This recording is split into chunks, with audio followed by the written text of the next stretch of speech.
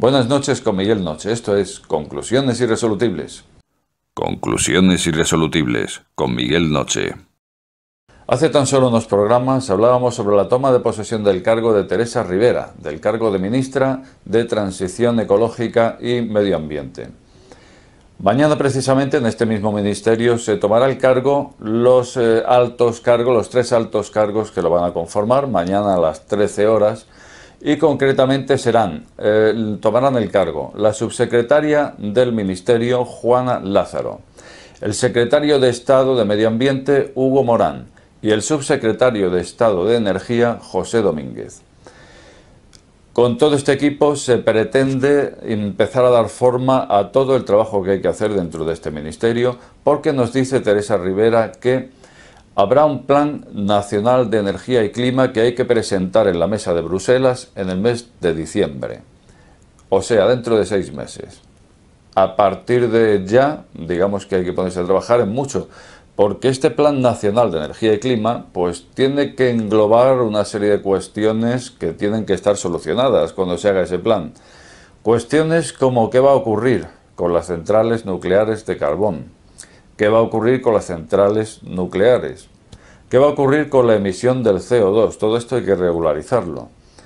¿Qué va a ocurrir? Y esto es lo que nos ocupa aquí con la fotovoltaica, pero no solamente con la fotovoltaica de autoconsumo, sino también con la fotovoltaica de inyección, esos productores que a día de hoy, digamos que ya no está contemplada la fotovoltaica de inyección precisamente por aquel Real Decreto que salió con carácter retroactivo, que llevó a la ruina a tantas familias, que tantos inversores también internacionales, grandes inversores, se quedaron desamparados y que España quedó un poco en tela de juicio sobre si la seguridad jurídica estaba a la altura de tomarla en cuenta, de poderse fiar de ella o qué, porque a fin de cuentas pasó algo.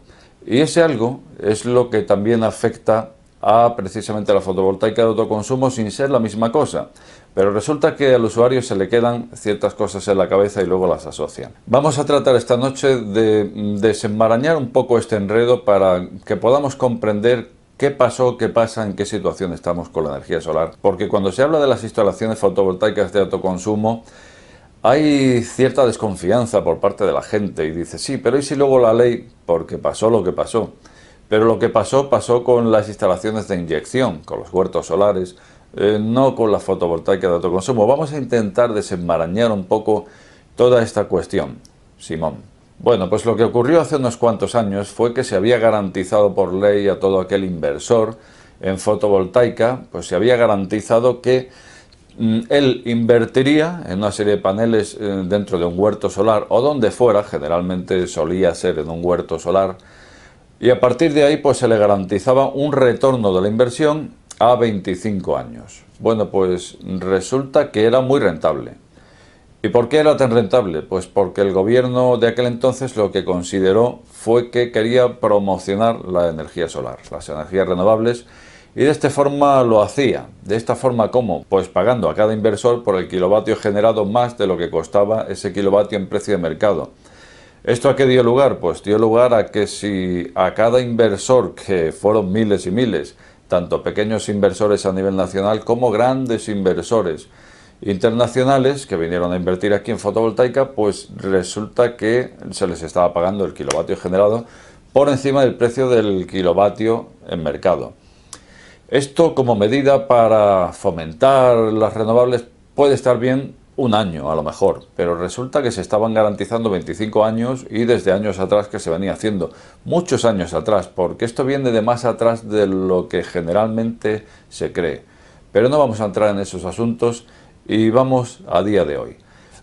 ¿Qué ocurrió? Pues lo que ocurrió fue que un buen día el gobierno dio carpetazo, dijo si seguimos con esto a 25 años, esto tiene ya tal agujero que si sumamos todos los 25 años, esto va a ser horrible, con lo cual se arruinaron muchos pequeños inversores correspondientes a familias normales y corrientes como tú y como yo, y también inversores internacionales, grandes inversores internacionales, pues bueno, no sé si se arruinaron o no, pero perdieron mucho dinero y entonces pues se puso en tela de juicio la seguridad jurídica en España y todo esto. porque esto apareció un Real Decreto con carácter retroactivo, o sea que lo que estaba garantizado por ley, pues el nuevo Real Decreto siguiente, digamos que pasaba por encima del anterior. Por lo tanto, esto pues machaca un poco el concepto seguridad jurídica, y por esto mismo cuando se habla de fotovoltaica de autoconsumo la gente suele pensar: pero si todavía la energía solar está arrastrando todo aquello, y resulta que no, la energía solar es la que produce el sol cuando incide en unos paneles, en unos colectores, donde sea, y nos entrega, nos hace una conversión de energía.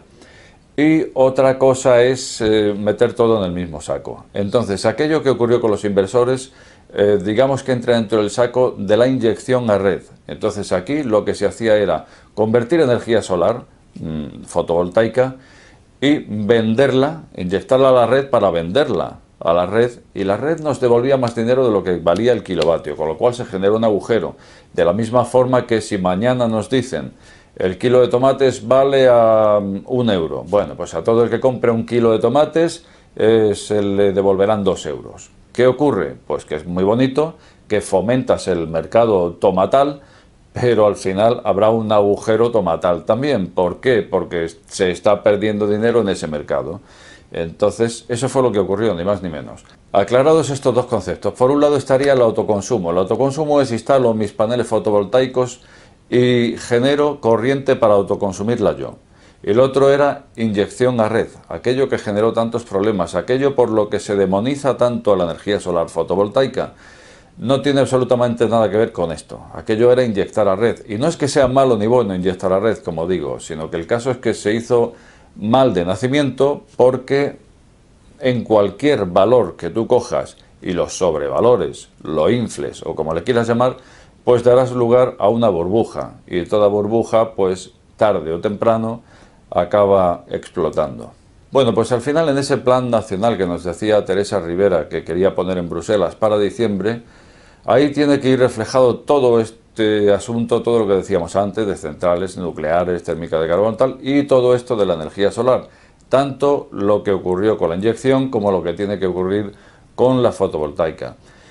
Y entonces esto pues también parece ser que lo tiene que resolver. Lo de los pequeños inversores habrá que remunerarles de alguna manera, pues en concepto de pérdidas. Lo mismo que a los inversores nacionales, pues también habrá que resolver esa situación. Y de la misma forma con el autoconsumo fotovoltaico, pues también hay que hacer algo, y ese algo pasa por precisamente hacer un nuevo Real Decreto y derogar el antiguo 900/2015. Todo esto tiene que estar hecho para diciembre, por lo tanto, a partir de ahora se tienen que dar mucha prisa en hacer todo este tipo de cosas. Por supuesto, en programas atrás, cuando hablábamos de la toma de posesión del cargo de la ministra, pues decíamos esto: ¿cuánto se tardará en derogar este Real Decreto 900/2015? Pues de aquí a nada, tiene que ser de aquí a nada. Si todo el plan nacional tiene que estar presentado en Bruselas en diciembre, digamos que de aquí a poquito me parece que estaremos aquí repasando un nuevo Real Decreto de autoconsumo. Bueno, pues lo dicho, nuevamente estaremos con la lupa puesta. Lo que nos parezca bien lo diremos, y lo que nos parezca mal también lo diremos. Aquí, como de costumbre, no entendemos de un color ni de otro. Entendemos de que las cosas se deberían hacer bien y nos gustaría que se hicieran bien. Pues estaremos pendientes, porque a ese Real Decreto no le debe quedar mucho al nuevo, me refiero. Bueno, pues antes de terminar, estamos a lunes. Decíamos que el miércoles, pasado mañana, íbamos a ir a Gravat Energy, probablemente, dependiendo de qué nos respondieran. De momento nos han respondido lo siguiente: que para la visita me están coordinando con el personal de I+D. Por lo tanto, quizás sea precipitado que sea para pasado mañana. De momento, a estas horas todavía no me han respondido. Yo creo que lo más probable ahora mismo es que no vaya a ser pasado mañana, pero bueno, sí, un día de estos, sigue en pie. Lo único eso, que una vez voy para allá, pues han querido reunir allí al equipo de I+D. Luego entonces, pues se les agradece desde aquí el detalle, y si ello conlleva que tenemos que esperar algún día más, en esta semana o en la que viene, pues así sea. Y como de costumbre, preguntarte qué te ha parecido todo este asunto. Por supuesto, me gustará verlo más abajo y decirte que si has llegado hasta este canal, no te suscribas o suscríbete. Al final, la última palabra la tienes tú. Buenas noches, con Miguel Noche. Este programa está sujeto a posibles correcciones. De ser así, estas serán publicadas en la descripción del mismo.